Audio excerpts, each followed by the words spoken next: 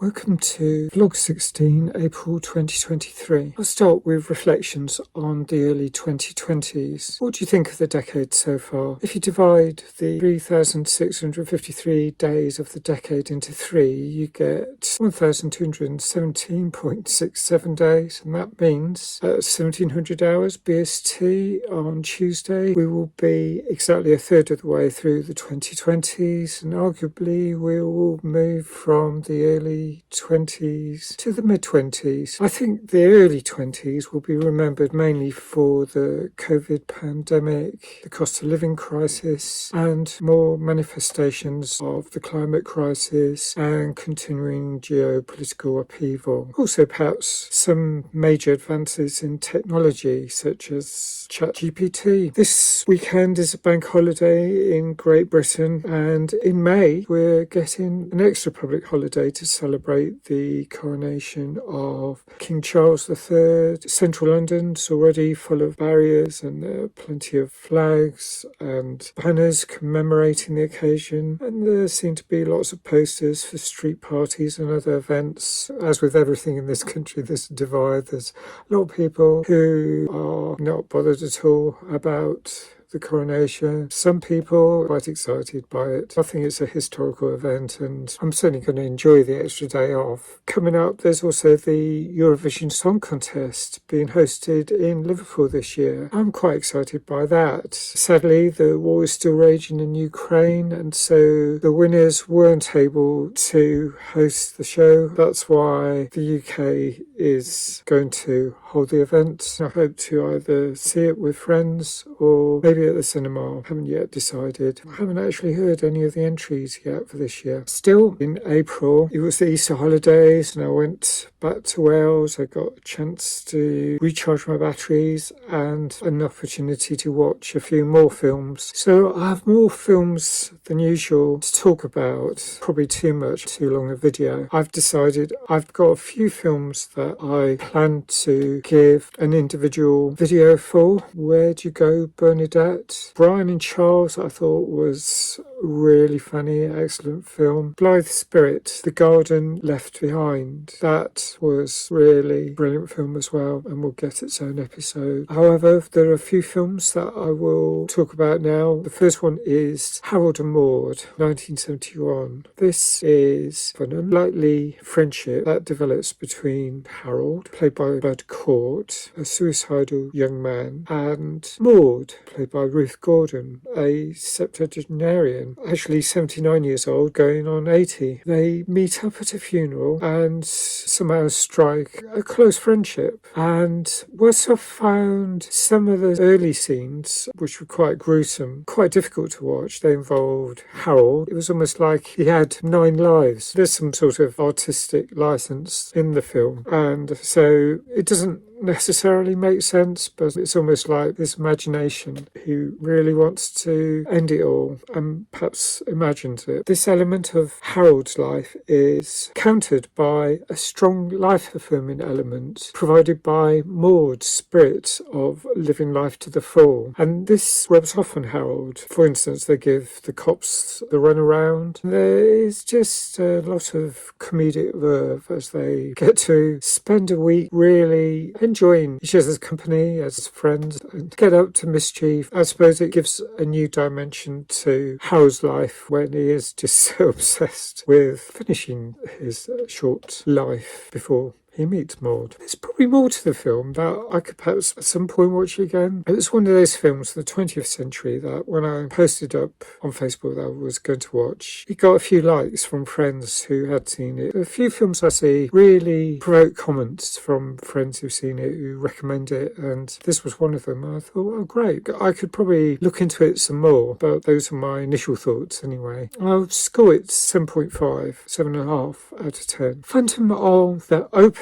Now, this was based on a true story from the 70s. It's about a worker from a shipyard, played by Mark Rylance, and he's a great actor. I remember him very well from Bridge of Spies. It's such an awesome role in that film. And that's one I'd love to review if I get to see it again at some point. He has ambitions to make a real mark on the world, but he meets his wife, played by Sally Hawkins, and he settles down and brings up a family, and he puts all his dreams on hold. And then, with potential redundancies looming at the shipyard, he accidentally tunes in to a televised golf tournament, and it rekindles that spark, and the rest is history. Well, not quite. He has a battle on his hand, as the golfing world is a fairly closed shop. It's a community that very much depends on recommendations. You can't just walk into a golf club and start playing away. You have to prove yourself. But somehow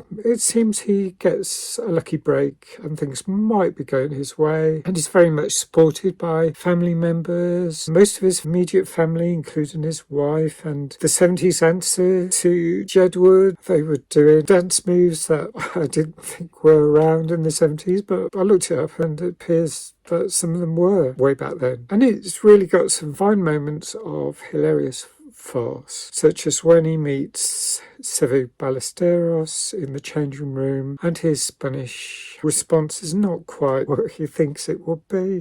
Yeah, that's a 7 out of 10. Good fun to watch. The Estate, 2022. Toni Collette, another fabulous actor, and Anna Faris is also pretty funny. They star as sisters Macy and Savannah, who discover their wealthy aunt Hilda, played by Kathleen Turner, has a terminal illness. Savannah persuades Macy that if they get in her good books and help look after her, they might be in for a halfway decent chunk of the inheritance. As you might expect, this is a rather dark comedy looking at some of the worst aspects of human nature. They soon discover that their other cousins, Beatrice, played by Rosemary DeWitt, and Richard, or Dick, David Duchovny, are making similar efforts. And also Richard, or Dick, has a similar sort of joke aspect to his name as Dick from Rules of Attraction. It's one of those double entendre type scenarios. And as you might imagine,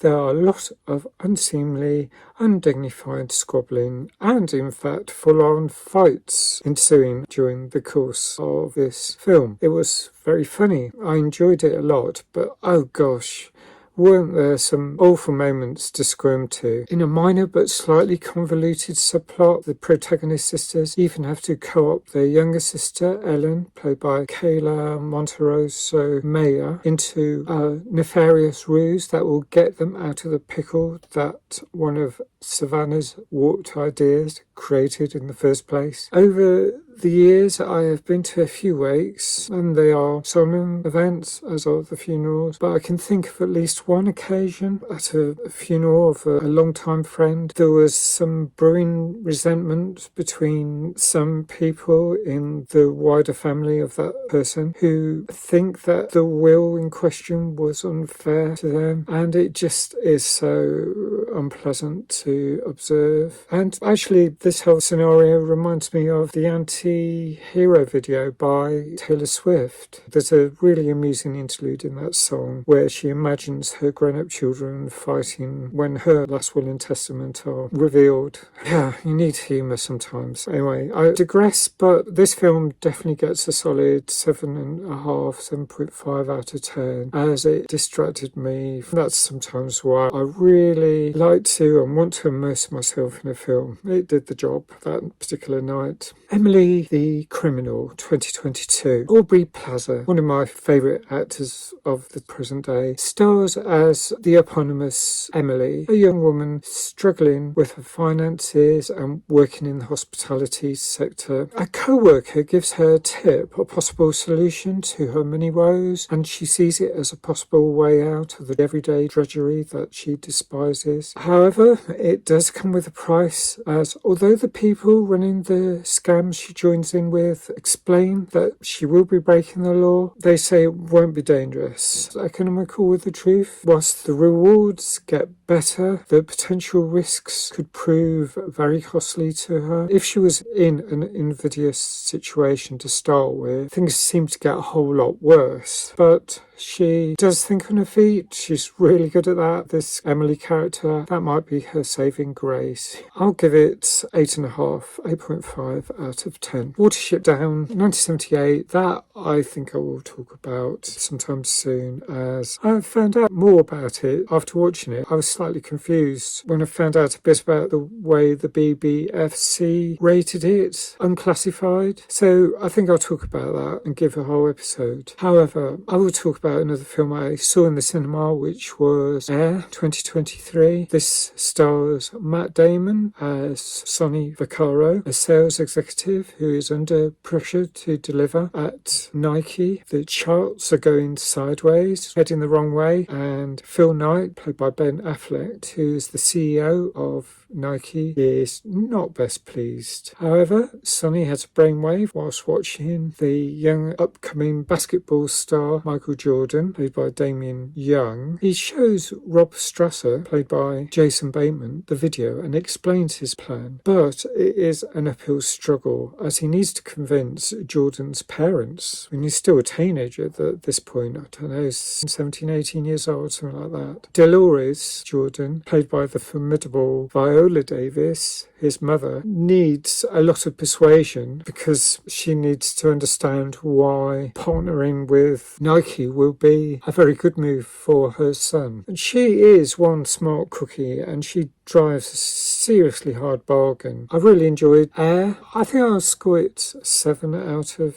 10. The sport angle doesn't really appeal that much, but it was fascinating to see how Nike suddenly became such a hugely successful company. I find films set in the 70s and 80s have a lot of appeal, perhaps because I remember elements of that from when I was younger. The late 20th century is such a different world to the current times, so it's quite fascinating to observe how things were and remember them. 70s, 80s, 90s, sometimes actually the 60s as well, because I think I'll talk about the film The Duke, which was before my time. That was really fascinating too. When I see the 50s, I think in many ways that's quite a depressing time, perhaps because it's just after the Second World War and it was a time of austerity. But by the time we got to the swinging 60s, things were changing in huge ways, transforming into the society we have today, and the way technology developed during the 70s and 80s and into the 90s. And today, 30th of April, is actually the 30th anniversary of when the World Wide Web was released free of charge by CERN into the public domain for everyone to use. We could actually use a graphical interface and hyperlinks, and that's when the internet really transformed and took off, became the thing we know today. I remember watching a program called Undercurrents in 1994, around the time that Netscape was released, and that was another transformative moment. This program explained how the information highway, the World Wide Web, would transform society into a global village, and it mentioned about the negative sides as well. I'd love to see that again if it's available somewhere. It might be, but it did forecast some of the problems that might occur in creating wider chasms between groups, between the haves and have-nots, more unequal. There was that potential. I don't think it predicted the divide from social media nowadays. A very difficult situation. Anyway, I'll finish for now. I'll start planning my next few videos. If you've got any thoughts about any of these films or the vlog in general, if you've got any thoughts about the early 2020s, please leave your comments. Thanks for watching. Bye for now.